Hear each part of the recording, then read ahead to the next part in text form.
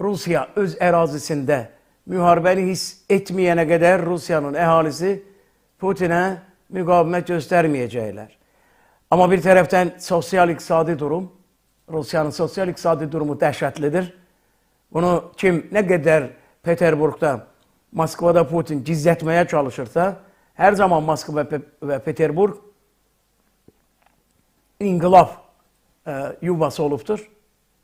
Ona görə də Sovet İttifaqında da, Çar Rusiyasında da həm Peterburqun, həm də Moskvanın həyat şəraiti xüsusi rejimlə tənzimlənibdir.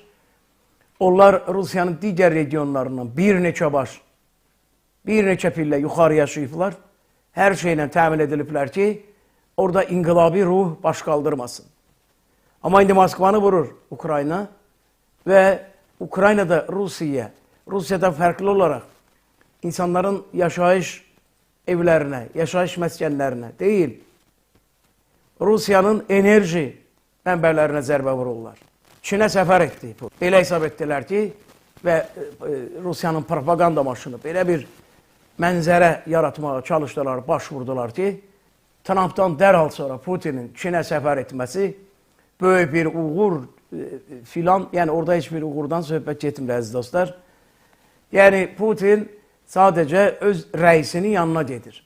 Putinin son bu müharibə başlayan dövrdə Çinə etdiyi səfərlər, yəni 25 dəfə Putin Çinə səfər edibdir. 25 dəfə, düşünə bilirsinizmi?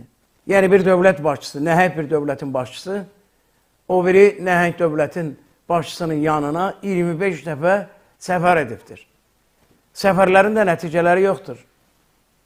Çin üçün, hər zaman söyləyirəm əziz dostlar, bunu diqqətə almamız gərəkdir. Çin üçün qalib və məğlub Rusiya gərək deyil. Çin üçün sürünən Rusiya gərəkdir. Və bugün sürünən Rusiya Çinin qucağındadır. Çinə bütün təbii resursların dəyər dəyməzi qiymətinə satır.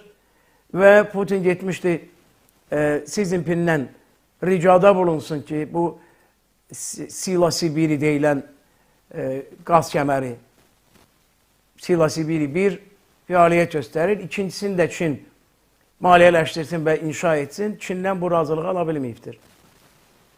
Amma ətrafında bu vizitin, bu görüşün ətrafında çox böyük, təntənəli bir mənzərə çəkməyə çalışırlar.